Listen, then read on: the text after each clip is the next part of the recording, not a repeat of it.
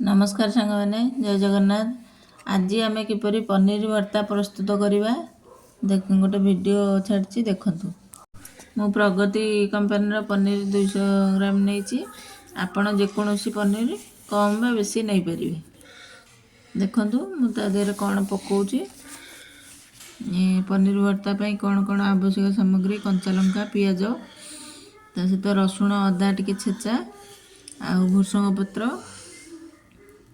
पनीर के आम काटी देकी फ्रिज अच्छी टाण हो जाए तेणु आम काटिकी मिक्स जार रे ग्राइंडिंग करदे गले आम मिक्सर रे 2 ରୁ 3 मिनट ग्राइंडिंग करवा पनीरटा गुंड होमती।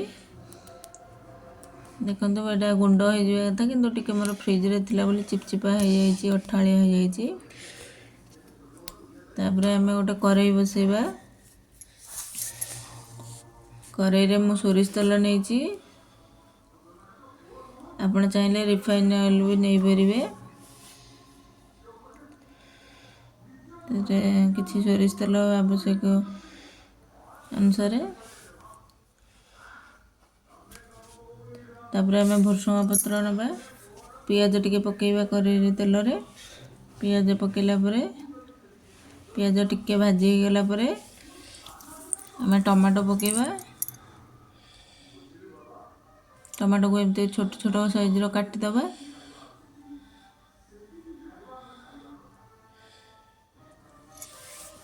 काटी सारा आम सहित किसी हलदी गुंड आउ किसी काश्मीर चिली पकेबा कलर टिके होगापाई आवश्यक अनुसार लंका पकई पारे।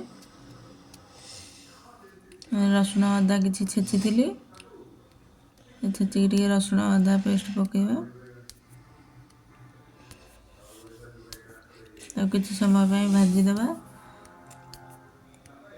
तापर आम काटी टमाटो पकेबा भुसंग पत्र और टमाटो पकेदबा।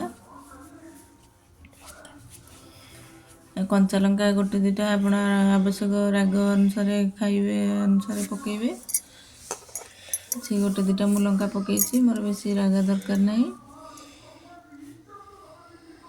तापर टमाटो पकईकी किसी समय टे मिक्स करवा पियाज मसला टिके कषि गला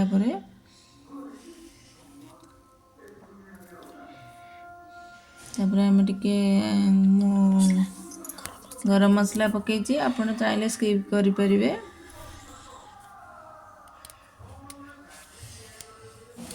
तापर आम गुंड होता पनीर की पकईदबा पकईला 2 ରୁ 3 मिनट 5 मिनट भितर टे मिक्स करवा मिक्स करके घाटी घाटी दबा मसला पनीर मिक्स हो मिक्स होगा टे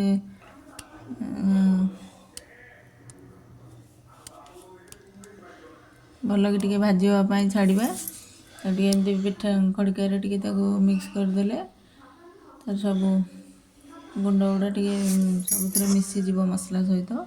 तापर आवश्यक अनुसार आम टे लुण पकेबा लुण पकईकी एमती 2 ରୁ 3 मिनट टे मिक्स कर सारे देखो केते सुंदर कलर आसला खाइबा को सॉफ्ट आउ टेस्टी मध्य।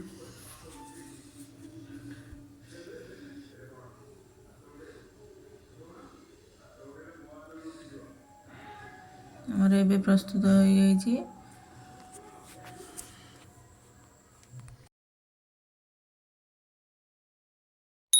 मुझे तेल अधिक दे देजी आपण जी तेल आवश्यक से अनुसार पकेबे तेल ने देखो आमर प्रस्तुत हो गला पनीर भर्ता आ रुटी। वीडियोटी भल लगे लाइक करूँ एमती नुआ नुआ वीडियो देखापी चैनल टी सब्सक्राइब करूँ। धन्यवाद।